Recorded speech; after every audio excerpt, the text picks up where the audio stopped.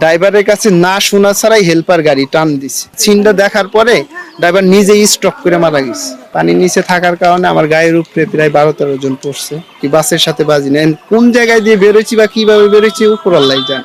গাড়িটা থামানোর পরে ড্রাইভার হচ্ছে চা পান খাইতে গেছে।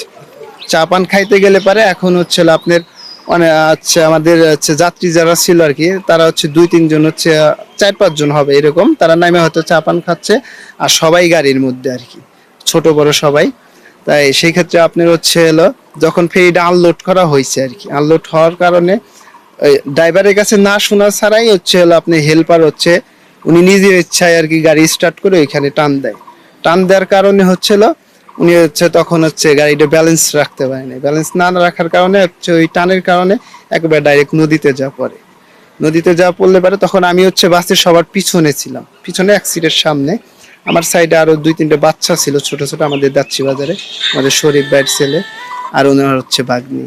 ওই 2টা বাচ্চা মারা যায়, ওনার বউ আর হচ্ছে ওনার বোন আর ওনার একটা বাচ্চা জীবিত আর কি উদ্ধার হয়।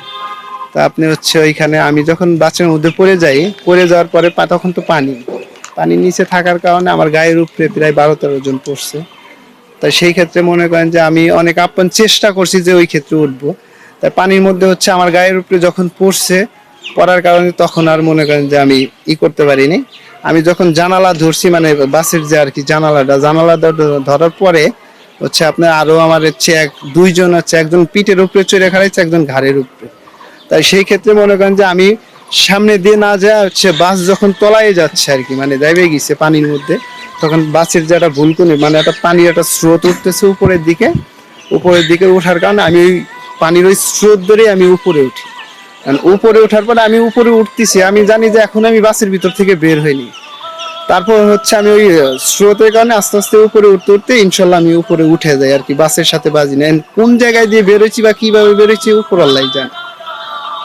এই হচ্ছে কাহিনী। আমি তারপর হচ্ছে উঠার পরে আমার গায়ে সাদা একটা শার্ট ছিল প্রিন্টের, সাদা শার্ট। আমি ওইখানে পল্টনের উপরে উঠার পরে আমি প্রায় ওইখানে আধা ঘন্টা শুয়েছিলাম। শুয়ে থাকার পরে ওইখান থেকে আমি জামতলা পর্যন্ত আর কি একাই আসি গাড়িতে, তখন আমার চেঞ্জ ছিল এখানে। তারপর হচ্ছে আমার ছোট ভাইরা জামতলা ওরা আমাকে বাড়ি পর্যন্ত নিয়ে আসছে। একটা প্রশ্ন, ড্রাইভারের লাশ পাওয়া গেছে, ড্রাইভার হচ্ছিল আপনার ড্রাইভারের কাছে না শোনা ছাড়াই হেল্পার গাড়ি টান দিছে। ড্রাইভার তখন গাড়িতে না, ড্রাইভার তখন ছিল পানির মানে চায়ের দোকানে, চায়ের দোকানে ছিল। হ্যাঁ, ড্রাইভার হচ্ছিল তখন চায়ের দোকানে ছিল। আমি যতটুকু শুনছি বা আমি ওইখানে দেখে আসছি, উনি ওইখানে চায়ের দোকানে স্টপ করে মারা গেছে ড্রাইভার। মানে উনি তো গাড়ি টান দেয়নি, গাড়ি টান দিছে হেল্পার। হ্যাঁ, কিন্তু ড্রাইভার হচ্ছে স্টপ মানে ওইটা দেখে ওই সিনটা দেখার পরে ড্রাইভার নিজেই স্টপ করে মারা গেছে।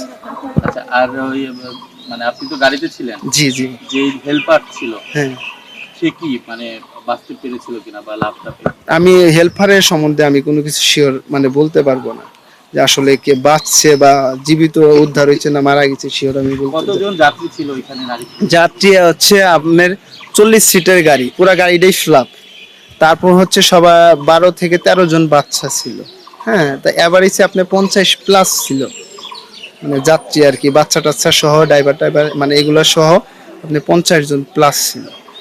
আপনার নাম কি? আমার নাম মোহাম্মদ রাজীব সর্দার। আমার বাসা হচ্ছে দাচ্ছি 2 নং ওয়ার্ড, আগমারাই। কোন জায়গা থেকে উঠছিল? আমি উঠছি ওইখান থেকে, আমি উঠছি হচ্ছে জামতলা থেকে সদ্য গাড়িতে। হ্যাঁ, আমি ঢাকার উদ্দেশ্যে উঠছি আর কি, যে গাবতলী যাব। তখন আমি হচ্ছে আপনি ওই যে হচ্ছে ফেরির যে বড় রশি থাকে না, মোটা রশি, আমি ওই ওঠার পরে আমার সাথে আমার ওঠার আগে আরো 2 জন ছেলে উঠছে, তারপর আমি উঠছি। ওইখান থেকে হালকা একটু সরে যা আমি ওই রশিটা ধরে, তখন ওইখানে আমি 5-7 মিনিট রশি ঝুলেইছিলাম। রশি ঝুলে থাকার পরে আমি রশি থেকে সামান্য একটু সরে যাওয়ার পরে আসে উপর থেকে আমাকে 2 জন টাইনে উঠাইছে। ওঠানোর পরে আমি পল্টনের উপরে প্রায় আধা ঘন্টার মতো শুয়েছিলাম। আচ্ছা, আপনার একটা আঘাত দেখতে পাচ্ছি, জি,